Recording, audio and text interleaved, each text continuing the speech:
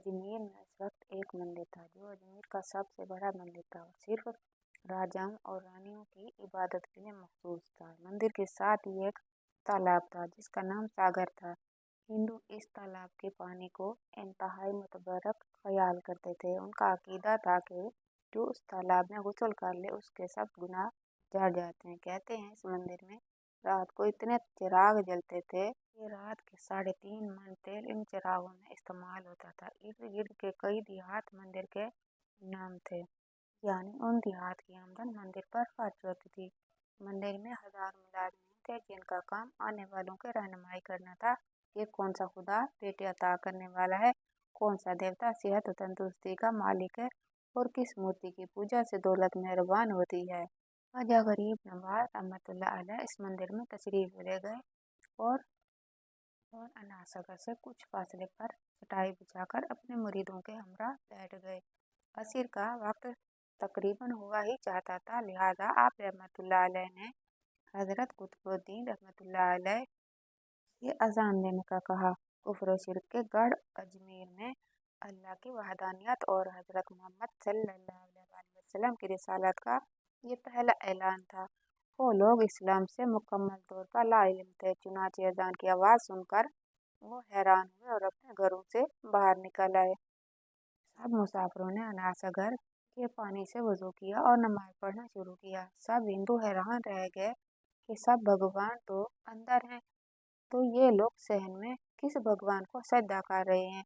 जब शाम हुई तो राजा के ऊँट जो इनमें चलने के लिए गए हुए थे अपने चरवाहों के साथ वापस आने लगे। इत्तेफाक से जहाँ हजरत ख्वाजा रहमतुल्लाह अलैह ने अपने साथियों के साथ बैठे हुए थे वो जगह राजा के ऊँटों के बैठने की जगह थी। चरवाहों ने बाबा साहब रहमतुल्लाह अलैह से कहा, उठो बाबा, ऊँटों के बैठने की जगह खाली करो। आप रहमतुल्लाह अलैह ने फरमाया, इतना मैदान पड़ा है तो ऊँट कहीं भी बैठ जाएंगे, क्यों मुसाफिरों को तंग करते हो। ना माने और मुसलसल इसरार करते रहे कि ऊँट इसी जगह पर बैठेंगे। आखिर उन्होंने बहुत बदतमीजी से कहा, ये राजा के ऊँटों के बैठने की जगह है और उधर राजा के ऊँट बैठेंगे, तुम लोग कहीं और डेरा डालो।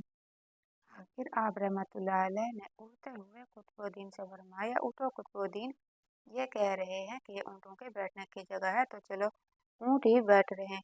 ये कहकर आप रहमतुल्लाह अलैह ने अपने साथियों समेत वहां से उठ गए। अगली सुबह जब ऊँटों को चराने के लिए ले जाने का वक्त आया और चरवाहों ने ऊँटों को उठाना चाहा तो उन्हें पता चला कि ऊँट उठने के काबिल नहीं है।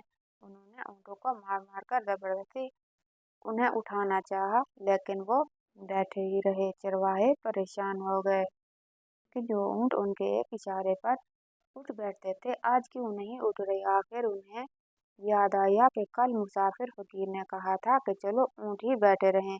लोग इकट्ठा होना शुरू हो गए। कोई कह रहा था कि फकीर कोई कामिल जादूगर है और किसी का ख्याल ज़ाहिर किया कि वो कोई भगवान का अवतार है। बात राजा पर थोड़ी देर तक पहुंच गई कि एक मुसाफिर फकीर ने राजा के ऊँटों पर जादू कर दिया है। राजा ने हजरत मोइनुद्दीन रहमतुल्लाह अलैह को पैगाम भेजा कि तुम कैसे फकीर हो जो बेजुबानों को बांध रखा है, ये बेचारे भूख प्यास से मर जाएंगे, इसलिए मेहरबानी करके अपना जादू वापस ले लो। आप रहमतुल्लाह अलैह ने फरमाया, हम मुसलमान हैं और मुसलमान बदुआ नहीं करते ना जादू। जिसके हुक्म से बैठते थे उसी ही जादू के हुक्म से उठ खड़े होंगे। अब जो जाकर उठाया तो ऊँट पहली बार ही उठ बैठे। हिंदुओं की दिलचस्पी और मुसाफिरों में बढ़ने लगी। पांचों वक्त अजान हुई और नमाज अदा की गई। आखिर राजा तक ये बात पहुंच गई कि कुछ फकीर आए हैं जो मुसलमान हैं, पांचों वक्त अजान देते हैं और हमारे पवित्र तालाब को हाथ मुंह धोकर भ्रष्ट करते हैं और हमारे धर्म के खिलाफ बातें भी करते हैं। कहते हैं ये मूर्तियाँ पूजने के काबिल नहीं, ये तो महज पत्थर हैं, इसलिए इन्हें यहाँ से हटाया जाए। राजा ने फकीरों को पैगाम भिजवाया कि तुम लोग मांस गोश्त खाते हो, हमारे धर्म के खिलाफ बोलते हो और तो और हमारे पाक तालाब को अपने हाथ डालकर नापाक करते हो, जो हम बर्दाश्त नहीं कर सकते, इसलिए तुम लोग यहाँ से चले जाओ। आप रहमतुल्लाह अलैह ने फरमाया, और भी तो इतनी दुनिया आती है, हमारे पानी ले लेने से कौन सा पानी में कमी आ जाएगी। लेकिन वो कहने लगे, वो सब हमारे धर्म के लोग हैं और तुम दूसरे धर्म के हो। आइंदा तुम लोगों ने तालाब को नापाक किया तो हम सख्ती से पेश आएंगे। आप रहमतुल्लाह अलैह ने हजरत कुतुबुद्दीन बख्तियार रहमतुल्लाह अलैह से फरमाया, शायद ये लोग आइंदा हमारे पानी लेने पर कोई फसाद बर्पा करेंगे। कुतुबुद्दीन, जाओ एक मशकीज़ा पानी ले आओ ताकि ज़रूरत के वक्त कुछ पानी तो मौजूद हो।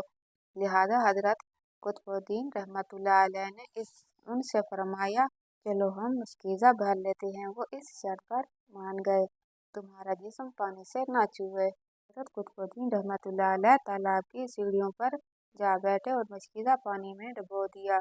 जब वो भर गया तो हजरत कुतुबुद्दीन रहमतुल्लाह अलैह ने वो मशकीज़ा ऊपर खींचा, लेकिन यूं ही मशकीज़ा पानी से बाहर आया, अनासगर का पानी खुश्क हो गया।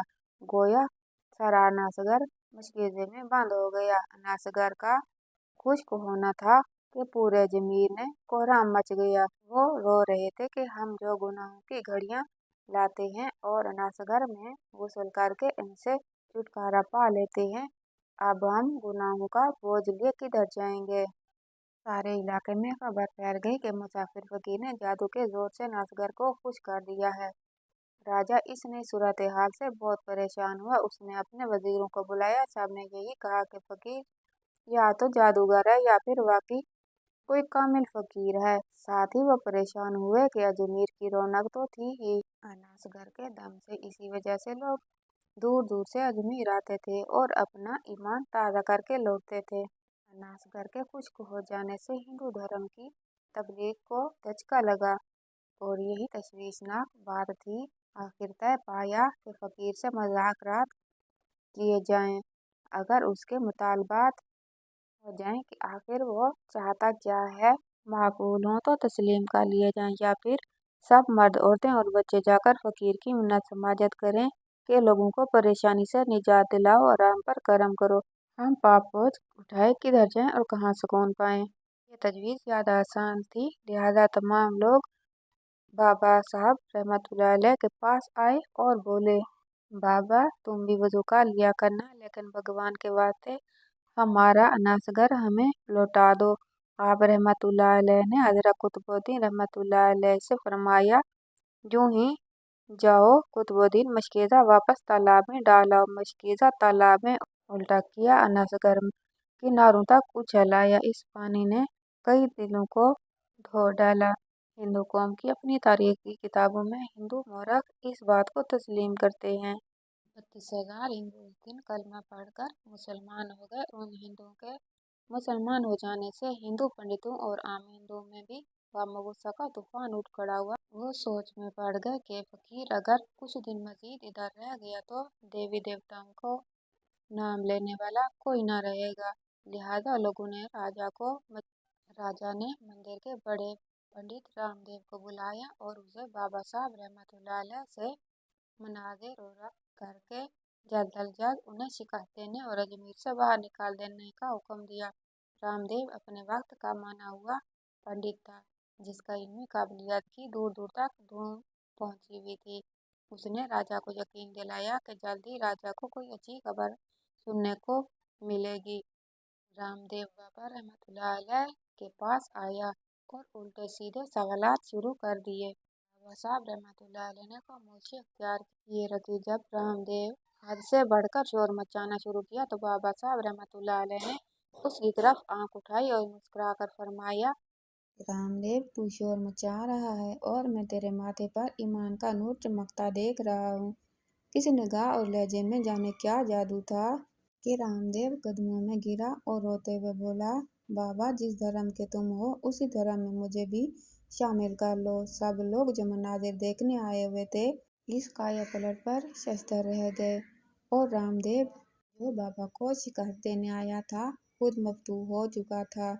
आज का सच्चा वाकया आपको कैसा लगा कमेंट बॉक्स में ज़रूर बताइएगा, और अगर यह वाकया आपको पसंद आया हो, अच्छा लगा हो तो वीडियो को लाइक और चैनल को ज़रूर सब्सक्राइब कर दीजिएगा। अगली वीडियो तक के लिए अल्लाह हाफिज़।